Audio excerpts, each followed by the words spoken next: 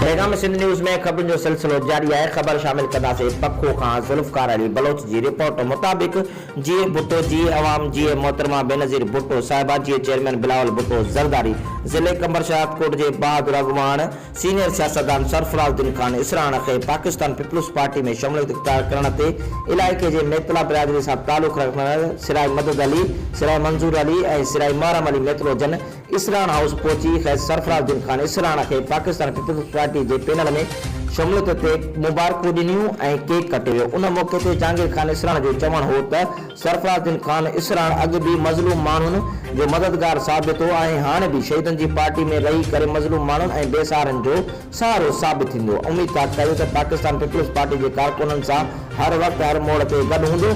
असांजी नेक तमन्नाऊं ऐं दुआऊं साणुसि गॾु आहिनि।